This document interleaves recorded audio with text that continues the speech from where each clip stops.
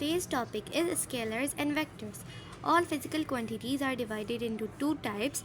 तमाम physical quantities दो types में डिवाइड हुई होती हैं on the basis of information required to describe them completely, यानी उनको मुकम्मल तरीके से डिस्क्राइब करने के लिए जिस इंफॉर्मेशन की रिक्वायरमेंट होती है उसकी बेस पर, यानी कि फ़िज़िकल क्वांटिटीज़ दो टाइप्स में डिवाइड होती हैं, स्केलर्स और vectors. Scalars, there are certain physical quantities that can be described through their magnitude and a suitable unit. यहाँ बहुत सारी फिज़िकल क्वांटिटीज़ ऐसी होती हैं जिनको हम उनके मैग्नीट्यूड और एक सूटेबल यूनिट के ज़रिए डिस्क्राइब कर सकते हैं. This information is enough to describe them. ये इंफॉर्मेशन उनको डिस्क्राइब करने के लिए काफ़ी होती है. फॉर एग्ज़ाम्पल, जैसा कि the mass of a watermelon is 3 kg. जैसे कि हम एक एग्ज़ाम्पल के तौर पे एक वाटरमेलन है, उसका मास हमारे पास है 3 kg. अब इसमें 3 हमारे पास मैग्नीट्यूड होगा और kg उसका सूटेबल यूनिट होगा. मैग्नीट्यूड हम लेंथ, ब्रेथ, हाइट को मल्टीप्लाई करके मालूम करते हैं. अब जैसे ये बुक है, इसकी कोई तो लेंथ होगी, इसका कोई तो ब्रेथ होगा. अब उसको मल्टीप्लाई करके जो भी हमारा आंसर आएगा उसको मैग्नीट्यूड कहा जाता है.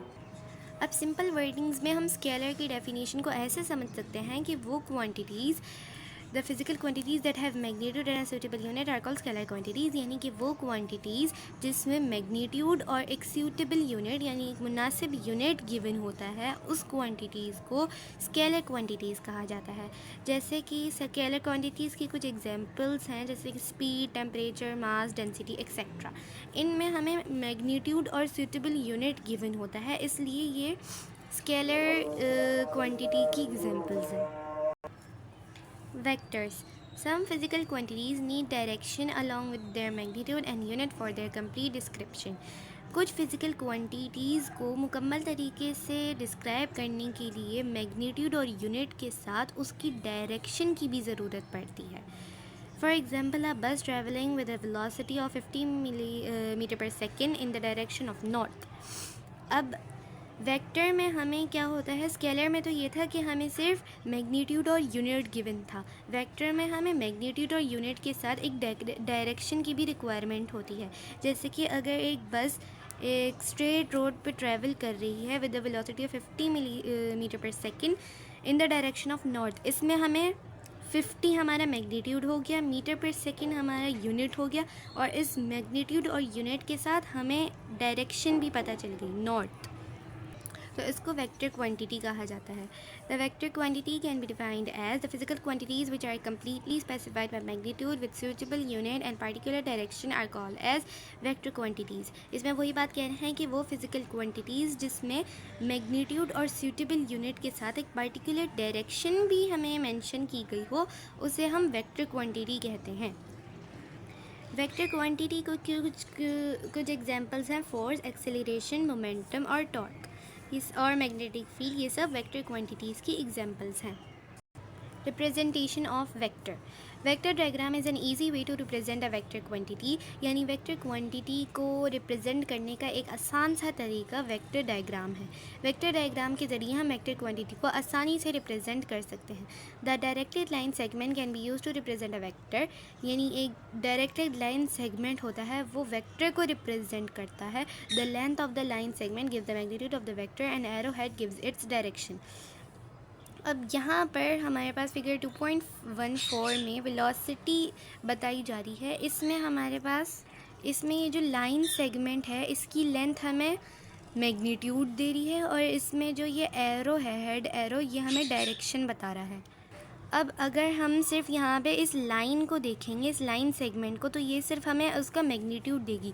यानी अगर मैं यहाँ पर एक लाइन ड्रॉ कर दूं तो ये सिर्फ इसका एक मैग्नीट्यूड होगा कि या तो ये 6 सेंटीमीटर की है, ये 1 सेंटीमीटर की है, बस इसका मैग्नीट्यूड गिवन होगा. लेकिन अगर मैं यहाँ पे एक एरो ऐड कर दूं तो ये मुझे डायरेक्शन दे देगा कि ये जो लाइन थी, ये लाइन सेगमेंट थी, वो किस डायरेक्शन में जा रही है. ये नॉर्थ में जा रही है, साउथ में जा रही है, वेस्ट में जा रही है, ईस्ट में जा रही है. तो इस लाइन सेगमेंट और एरो से हमें इसका मैग्नीट्यूड और डायरेक्शन मालूम होती है.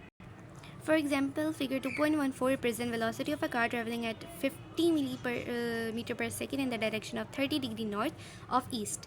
इसमें वही बात बताया है कि जैसे फिगर 2.4 में हमें वेलोसिटी रिप्रेजेंट हो रही है कार की, जो कि 50 मीटर पर सेकंड की स्पीड से ट्रैवल कर रही है, और उसकी हमें डायरेक्शन भी बता दी गई नॉर्थ ऑफ ईस्ट। अब यहाँ पर अगर सिर्फ हमें ये एरो नहीं गिवन होता, ये सिर्फ एक लाइन होती, तो हमें ये स्केलर क्वांटिटी को ये डिफ़ाइन करता है कि इसमें सिर्फ हमें 50 हमारे पास मैग्नीट्यूड है और मीटर पर सेकंड हमारे पास यूनिट आ गया, तो ये स्केलर क्वांटिटी है।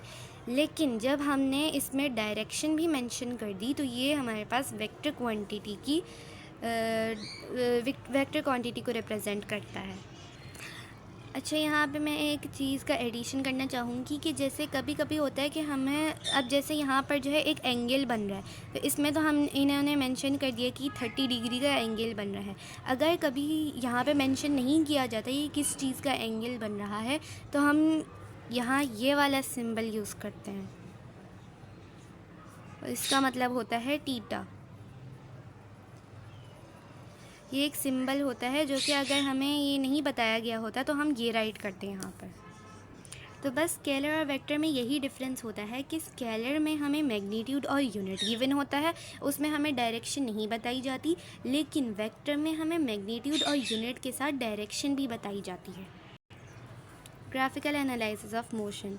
Graph gives the complete information about the motion of the object, यानी कि ग्राफ हमें तमाम इंफॉर्मेशन देता है ऑब्जेक्ट के मोशन की, based on the measured physical quantity such as distance, speed, time, जो कि फ़िज़िकल क्वांटिटीज़ की मेजरमेंट पर बेस्ड होती है, जैसे कि डिस्टेंस, टाइम और स्पीड एक्सेट्रा। अब जो ग्राफ होता है वो हमेशा दो चीज़ों का बनता है, कभी भी तीन चीज़ों का नहीं बन सकता। ग्राफ हमेशा दो चीज़ों के दरमियान में ही बनता है। अब जैसे कि यहाँ पे हमारी एक सब हेडिंग है डिस्टेंस और टाइम का ग्राफ दिखाया है हमें यहाँ पे भी हमें दो चीज़ें गिवन है, डिस्टेंस और टाइम, तीसरी चीज़ नहीं गिवन, तो हमें हमेशा ग्राफ दो चीज़ों का बनता है। A bus travels along a straight road from one bus stop to another bus stop.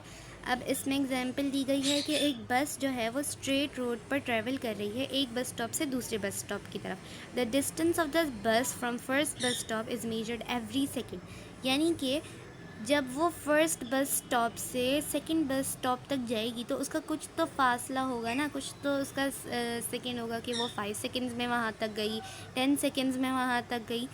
तो the possible motion of the bus is shown by 3 examples. हमें यहाँ पे तीन एग्जाम्पल दी गई हैं जिसके ज़रिए हमें बस की जो हरकत है, बस की जो मोशन है वो हमें बताई जाती है। The vertical axis gives rise of the graph while horizontal axis shows it's run.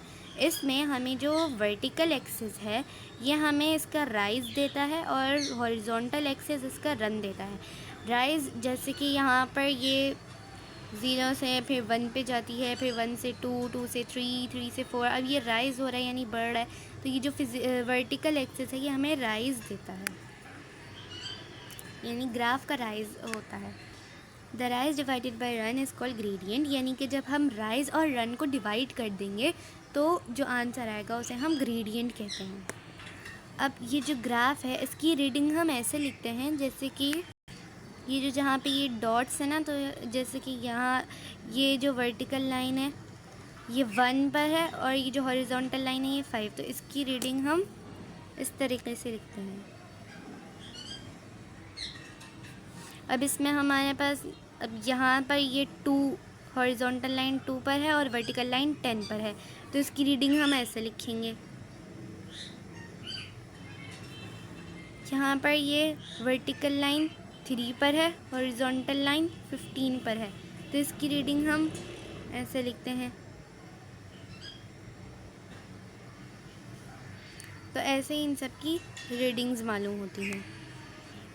The gradient on the distance time graph is numerically equal to the speed, यानी यहाँ पे ग्रेडियंट की एक छोटी सी डेफिनेशन गिवन है कि यानी कि डिस्टेंस टाइम ग्राफ में जो ग्रेडियंट होता है वो न्यूमेरिकली स्पीड के बराबर होता है। When bus travels with uniform speed, the distance time graph is a straight line. जब बस एक यूनिफॉर्म स्पीड से ट्रैवल करती है वो the distance time graph is a straight line. Distance time graph एक स्ट्रेट लाइन होता है। यूनिफॉर्म स्पीड का मतलब है कि वो स्पीड जो ना ज़्यादा तेज़ हो, नॉट टू फास्ट और नॉट टू स्लो। फिगर 2.15 हमें बस की जो मोशन है, बस की जो हरकत है, उसका ग्राफ हमें बताती है। The line rises 5 metre on the distance scale for every 1 second on the time scale. अब जैसे कि यहाँ पर ये जो हमारे पास हॉरिजॉन्टल लाइन थी वो हमारे पास टाइम की है, यानी 1 second, 2 second, 3 second, 4 second, 5 second. और ये जो वर्टिकल लाइन है ये हमारे पास डिस्टेंस की है, यानी कि हर 1 सेकेंड पे 5 मीटर डिस्टेंस बढ़ा, राइज़ हुआ। अब जैसे कि यहाँ पर ऐसे था कि 1 सेकेंड में 5 मीटर बढ़ा, 2 सेकेंड्स में 10 मीटर हमारा राइज़ हुआ। तो ये यही बात यहाँ पर बताई जा रही है।